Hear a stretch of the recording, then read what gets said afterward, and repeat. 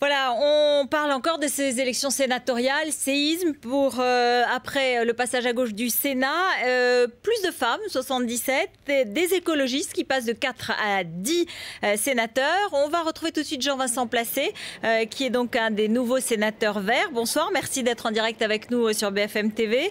Conseiller politique de Cécile Duflot, vice-président du Conseil régional d'Île-de-France. Alors, avant de parler du Sénat, j'ai juste une petite question. Il n'y a pas un peu de cumul des mandats dans ces cas-là, lorsqu'on a ces fonctions?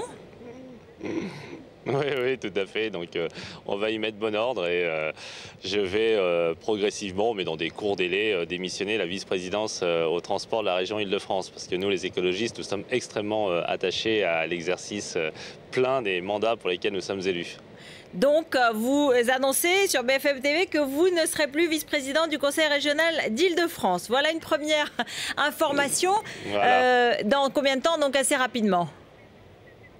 Oui, parce que j'ai le budget régional à faire voter, j'ai mes dossiers qui sont en cours, donc d'ici la fin de l'année, début de l'année prochaine. Voilà, hein, c'est un tuilage, comme on dit, tout à fait naturel. Bon, donc on essaye d'être fidèle au principe. Alors c'est quand même pas facile parce que si j'ai bien... On est fidèle, on est fidèle.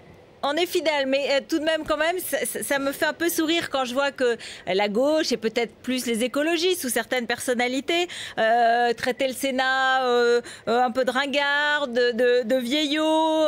On parlait de suppression du Sénat. Et puis aujourd'hui, on se promènera désormais dans les couloirs du Palais du Luxembourg.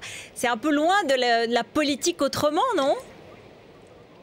Mais vous êtes un petit peu moqueuse, mais bon, à juste titre, parce qu'effectivement, l'enjeu pour nous, c'est justement de changer le Sénat.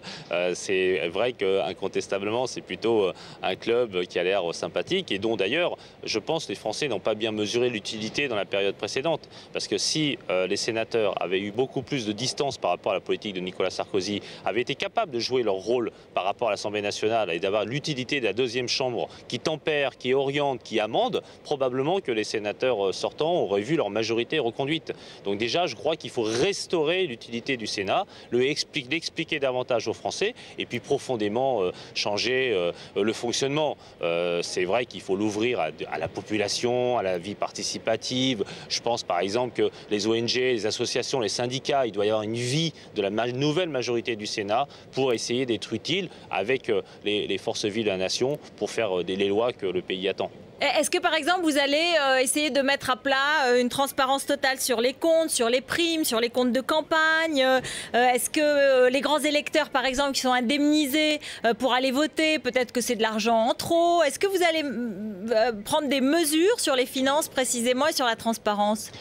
Écoutez, ça, on verra ça avec le futur président du Sénat, mais ce sont évidemment des sujets qui nous interpellent. Bon, par ailleurs, moi, je veux bien vous répondre tout à la fois sur le cumul des mandats, sur la transparence, sur tout ça, mais je ne veux pas faire non plus une réunion, une interview qui ressemble un peu au magazine Capital ou autre. Hein. Voilà, je pourrais plutôt parler de ce que nous voulons faire.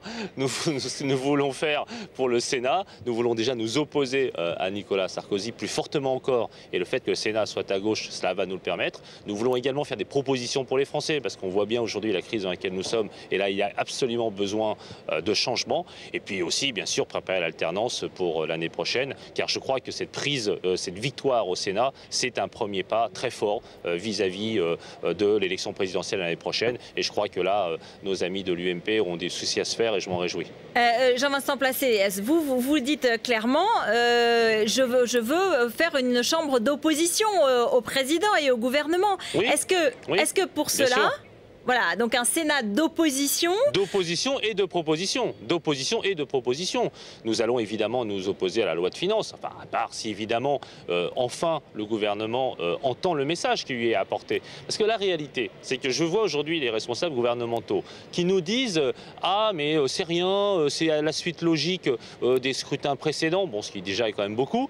Et la réalité, c'est qu'on pourrait se dire que M. Fillon, M. Sarkozy pourraient se dire « Ah ben ça y est, on a entendu le message, y compris nos propres électeurs qui sont passés à gauche. » Eh ben non, ils continuent comme si de rien n'était. Et là, on se dit vraiment, les gens veulent aller dans le mur en klaxonnant. Et ça, c'est un vrai problème. Donc bien sûr que nous allons nous opposer très fortement, mais nous allons bien sûr aussi faire des propositions, je l'ai dit, et participer à la rénovation démocratique de notre pays qui en a bien besoin. Bon, alors, Sénat d'opposition, est-ce que pour cela, vous allez présenter un candidat à la présidence du Sénat? Ce matin, sur BFM TV, chez Jean-Jacques Bourdin, Eva Joly disait « ça aurait de l'allure de présenter un candidat Europe Écologie à la présidence du Sénat ». Oh, ben, ça aurait peut-être de l'allure, mais je ne suis pas sûr que ça soit très efficace. Nous, le problème de samedi prochain pour l'élection du plateau, parce qu'on dit le plateau au Sénat et non pas le perchoir, c'est qu'il faut concrétiser la nouvelle donne institutionnelle et faire gagner largement, significativement, tranquillement le nouveau président de gauche. Et nous voterons bien sûr pour le candidat désigné demain, je crois, par le groupe socialiste, parce que là, il s'agit de mettre les meilleures chances de l'autre côté et il ne s'agit pas de faire une candidature de témoignage. D'accord, donc pas de candidature Europe Écologie qui pourrait s'opposer, poser des problèmes au candidat socialiste qui pourrait être Jean-Pierre Bel. Hein. On n'essaie pas de poser des problèmes ou de s'opposer. On vient d'être élus, les socialistes, les communistes, les écologistes, les radicaux de gauche, dans une majorité alternative à M. Larcher qui vient d'être battu. Donc notre objectif n'est pas de refaire le match, comme on dit maintenant, ou de faire une troisième mi-temps. Notre objectif, c'est de concrétiser cette victoire samedi. Et c'est ça l'essentiel, et je crois que c'est ça que les Français attendent.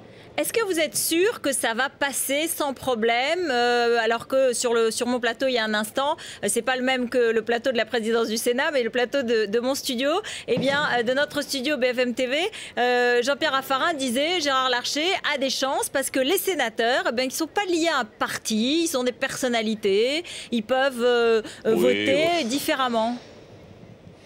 C'est le blabla, tout ça, en réalité. C'est que, qu'est-ce qui se passe actuellement? C'est que, comme un petit peu, on a vu aujourd'hui comment fonctionne cette République. On voit cette République des amis, des copains, des coquins, comme on disait dans le temps. Bon, qu'est-ce que ça veut dire? On a gagné les élections, y compris l'Élysée l'a reconnu. Donc ça veut dire que, sous couvert de démocratie, de chacun fait ce qu'il veut, on est quoi? On est en train de débaucher des gens en leur promettant, comme ça a été fait pour des sénateurs de droite, pour ne pas présenter de liste dissidente, des postes de préfet de terres australes, le Conseil d'État au tour extérieur, des prébendes, des sinécures. Enfin, est-ce que la majorité actuelle se rend bien compte de l'image qu'elle donne de la politique? On a les affaires Bourgi, on a Takedine, on a Karachi, y compris dans la campagne sénatoriale. On a énormément parlé de ça. On va pas tout mélanger quand même. Il y a quelque part un moment, c'est pas une question de mélange. Non. C'est une façon, un moment d'envisager la démocratie. La démocratie, elle a parlé dimanche dernier. Et franchement, les méthodes de ce gouvernement actuel et les méthodes maintenant, y compris de quelqu'un comme Gérard Larcher, pour lequel j'ai estime et respect, et très sincèrement, qui se présente, ça peut être naturel, mais que tout cela se fasse dans la démocratie. Et la démocratie, c'est évidemment que le vote samedi se confirme le vote de dimanche dernier. Jean-Vincent Placé, vous allez demander des commissions pour les Verts. Il y en a qui vous attirent particulièrement, sur lesquelles vous sentez incliné, des inclinations? Nous sommes dans un objectif qui est très simple, c'est samedi concrétiser la victoire de dimanche dernier. Nous voulons un projet, ce sera la responsabilité du candidat de la gauche et des écologistes au plateau de porter un projet fort, qui soit clair. Nous attendons, nous, essentiellement un discours politique très clair, d'opposition au gouvernement, je vous l'ai dit, de propositions, de qu'est-ce que nous allons faire sur la loi de finances, pour la sécurité sociale, pour les différents sujets qui intéressent les grands électeurs, les grandes électrices, et aussi les Français, bien sûr, indirectement, notamment les sujets de réforme territoriale, les sujets de fiscalité, les sujets de services publics, et aussi, je l'ai dit, comment faire mieux fonctionner la démocratie française. Voilà, je crois, les sujets de la semaine, et pas tellement les histoires de commission de je ne sais quoi. Oh, Jean-Vincent Placé, je ne sais quoi. Je sais quand même c'est une chose, c'est que c'est vous qui êtes chargé des négociations avec le Parti socialiste, y compris pour les élections législatives, dans les rapports entre le Parti des Verts, Europe Écologie Les Verts et le Parti socialiste. Donc vous savez très bien que ça passe aussi par ça. Et peut-être que ce soutien que vous venez de confirmer ce soir clairement à la candidature socialiste à la présidence du Sénat, vous allez avoir envie en échange, dans un esprit de majorité, d'avoir des commissions, des présidences de commissions. C'est logique. Le partage du pouvoir. Le sujet, ce qui est important, c'est que d'afficher une image de la gauche au Sénat qui tranche justement avec une certaine forme de pratique passée de négociation d'antichambre, de couloir, de montrer quelque chose d'extrêmement transparent où effectivement, nous allons tout simplement demander que la parole des uns et des autres soit représentée. Il y a un groupe socialiste, il y a un groupe communiste, il y aura un groupe écologiste, et nous avons vocation à faire en sorte que les femmes et les hommes de gauche et les écologistes puissent, selon leurs compétences et leurs talents, exercer les responsabilités pour l'intérêt de la France, tout simplement. Le groupe écologiste à 10, vous êtes sûr que ça va être accepté à 10 sénateurs au lieu de 15 aujourd'hui?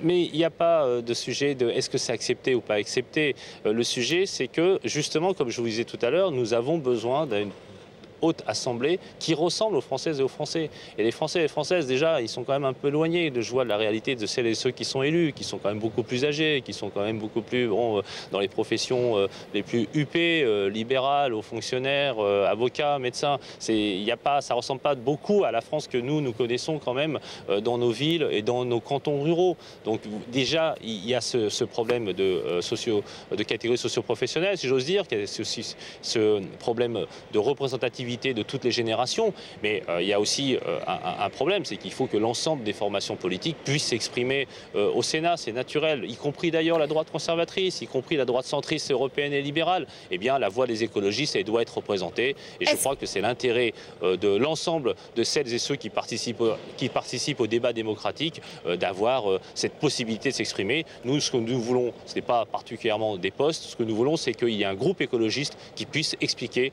pourquoi nous avons une vision différente de la planète, de la justice sociale, des solidarités, de la question du nucléaire. Toute dernière question, Jean-Vincent Placé. On a vu la droite et l'UMP se déchirer à Paris avec notamment un dissident, un ancien dissident, Pierre Charon, élu. Est-ce que du coup, à Paris, il y a des chances que la gauche garde la ville en 2014 sans aucun problème? Et du coup, est-ce que vous vous dites pas, nous aussi les écologistes, on va aussi avoir une candidate, Cécile Duflot, pour Paris? Non mais pourquoi il y a une telle division, pas qu'à Paris d'ailleurs, de la droite? C'est que d'une part, il y a la question des ambitions individuelles, mais oui, mais j'entends bien, mais je réponds quand même, voyez-vous. Et donc il y a la question des ambitions individuelles, mais il y a aussi le fait qu'il y a une très grande distance, même des gens qui supportaient le président de la République, qui le soutenaient, il y a une très grande distance. On voit aujourd'hui que quelqu'un comme M. Charon qui prend cette distance-là, cela veut dire que le pouvoir est quelque part dans une forme de repli très très fort. Alors après, vous me parlez de Paris, très sincèrement, on va s'installer au Sénat, on va essayer de gagner les présidentielles l'année prochaine et à chaque jour suffit sa peine. Merci Jean-Vincent Placé d'avoir été en direct depuis le Sénat. Merci donc nouveau sénateur vert qui a annoncé qu'il ne serait plus donc vice-président à la région. Restez avec nous, c'est Alain Marchal, le 20h, on continue à parler politique.